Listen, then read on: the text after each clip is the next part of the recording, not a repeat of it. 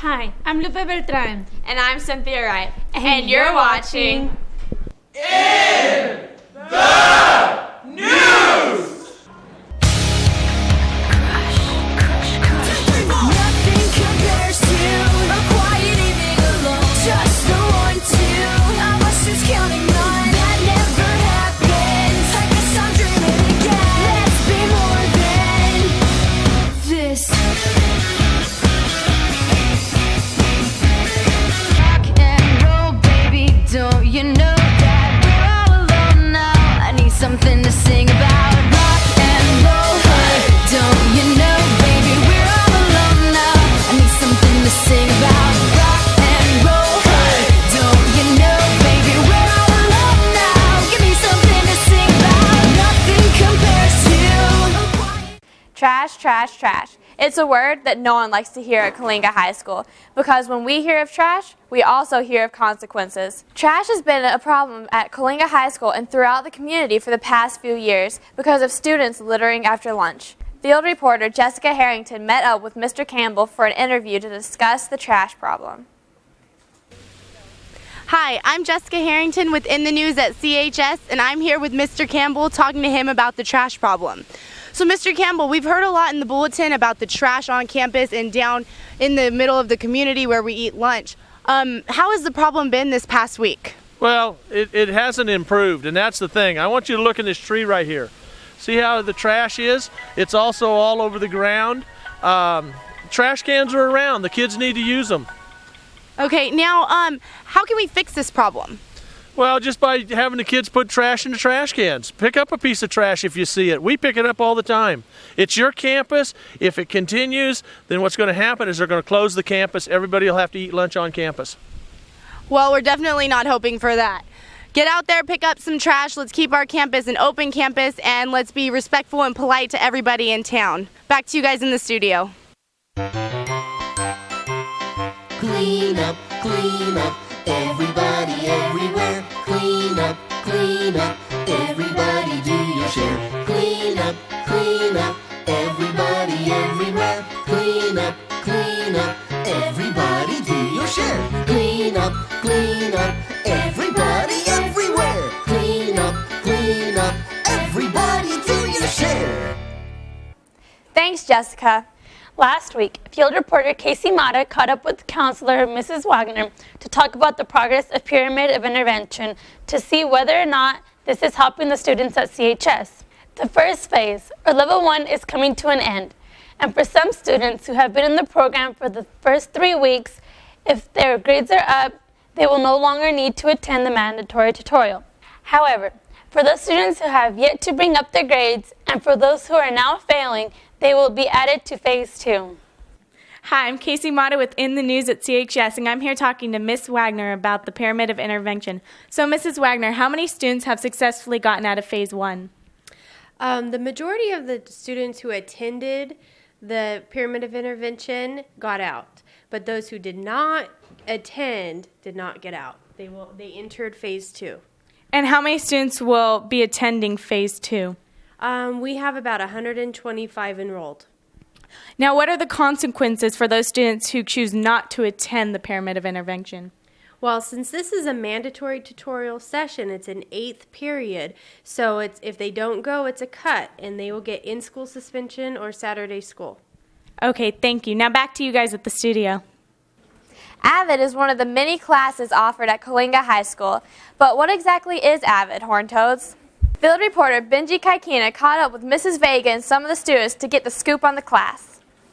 I'm Benji Kaikina with In the News at CHS, and I'm here interviewing Mrs. Vega with AVID. Mrs. Vega, can you please tell me what AVID is about? Yeah, AVID is a class that gives the students the support that they need so that they can be successful in their classes, especially the rigorous classes that we hope that they are all enrolled in during their high school career. We expect them to all be in at least one AP class. And what we offer in the class is Monday, Wednesdays, and Fridays. We offer assignments where they're going to improve their writing and also their testing skills, their study skills, organization. And on Tuesdays and Thursdays, we have tutorial where the students come in with a question, and they work in a group where they learn the process.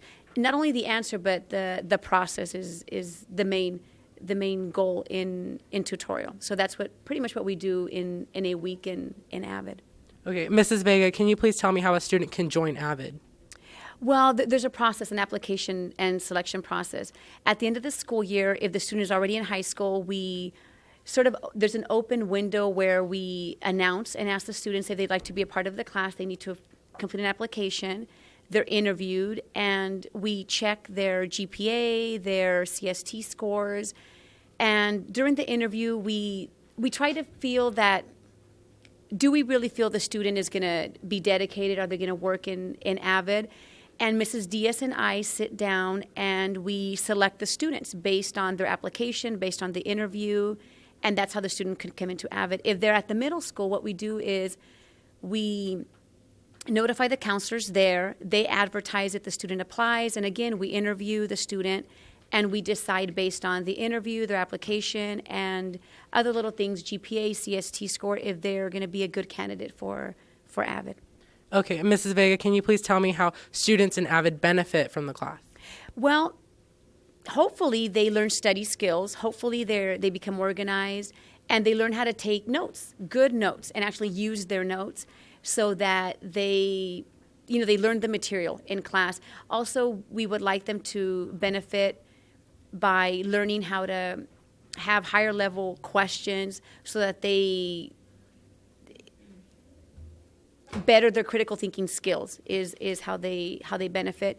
We also provide financial aid information, college information, and that's how we feel that they benefit in the class.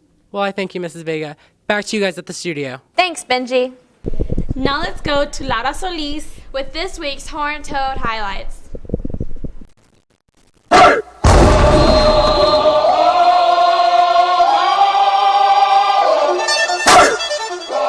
Here comes the, y'all don't really want it like that. Yeah, here comes the. Hi, I'm Laura Solis with this week's Horn Toad highlights. Here comes the, here comes the, here comes the, y'all don't really want it now. E-double-L, I said so, I keep big bills up in my heart, don't look dirty like blood, so ain't got no twist in my head, but I'm still dreadful, and I got plenty of bread, so I go to bed. Last Wednesday, our Lady Toads volleyball team captured their first home win, beating the Selma Bears 3-2 in a best-of-5 series. Field reporter Yesenia Olivarria got the chance to talk to a varsity senior, Fabiola Cabral, about their win. Hi, I'm Yesenia Olivarria with In the News at CHS, and here I am speaking to Fabiola Cabral about the game on Wednesday. So, Fabi, how did it go? It went pretty well because we finally pulled off our first home win, and it was really exciting. Good job about that. How do you guys think you got that win? I think we got that win because were fighting really hard, and we worked together as a team, and it worked out for us in the end. Well, keep up the great job, and good luck in your next games. Back to you guys in the studio. Thank you, Yesenia. With tennis balls flying everywhere, the girls' tennis team fought hard but lost against the Kingsburg last Thursday. Field reporter Samantha Ricolo spoke with Natasha Wilson and Melanie Horn about their thoughts on the game. Hi, I'm Samantha Ricolo with In the News at CHS, here with Natasha Wilson and Melanie Horn. So, how'd your game go? We played a doubles game, but we lost 4-8. How'd your game go? In my singles, I lost 5-8, and in our doubles, we lost 3-8. What do you think you can improve on? I can definitely improve on ball placement and where I want my shots to go. What do you think you can improve on? My mentality, because once I lose a point, I go downhill from there. How do you think the team did overall in performance? I think we did pretty well. We definitely can work on some things and do a lot better, but I think we played our best. How do you think the team did? I think Kingsburg is a tough competitor, and we did all right for where we are. Thank you guys, and back to you in the studio. Thanks, Samantha. They also lost last Thursday against Selma. Be sure to come out on Thursday and support the girls at their last home game. Friday night, our Toads played the Kingsburg Vikings. JV1 extending their record 5-0, while ending the Vikings' 3-year winning streak by a final score of 19-14. However, the varsity suffered a devastating loss with a final score of 38-8. Our only score came from a touchdown run by senior running back Cody Wells. Field reporter Yesenia Olivaria got the chance to speak with senior lineman Freddie Mendoza before the game on his pre-game thoughts. Hi, I'm Yesenia Olivaria with In the News at CHS, and here I am speaking to Freddie Mendoza before their game Friday night. So, Freddie, how do you think you guys are going to do tonight? I think we're going to do pretty good. Been practicing hard this whole week and, watch films, make sure we got everything covered. What are you guys doing different tonight from every other game? Just playing harder. That's what we're going to do, play harder every week, and hopefully we'll get that victory tonight. Are you expecting any new changes with the teams? No. Good luck, Freddie. Back to you guys in the studio. Thank you, Yesenia. Keep your heads up, Toads. This Friday, our boys will travel to face the Selma Bears. Good luck, and let's bring home a win. Where were the lights? Last Friday, Kalinga High School planned their first blackout. But what exactly is a blackout? Field reporter Syra Afsal caught up with Coach Jensen to discuss last Friday's blackout. Hi, I'm Syra Afsal with In the News at CHS, and I'm here with Coach Jensen to talk about the blackout night. So, Coach Jensen, why did you plan blackout night for Kalinga High tonight? Well, it's kind of a thing for the kids to get them a little excited about playing against a big team like Kingsburg coming in here. Mm-hmm. And it's a thing that Georgia does in college. And they black out the end zones, they wear black, and it's just gives them some momentum to get out here and play hard. And the kids really took to it. They were excited about it. And me and a couple other coaches and my family and friends, we paint the field. And so we had the black, and we said, hey, let's black it out. So it worked for us tonight. It gave them a little momentum, and they got after it. So it was fun. Right. Thank you. Thanks, Syra. And that was this week's Horn Toad Highlights. Back to you, Lupe and Cynthia. Thanks, Laura. And thanks for watching. And remember, if it's important, it's in the news at CHS.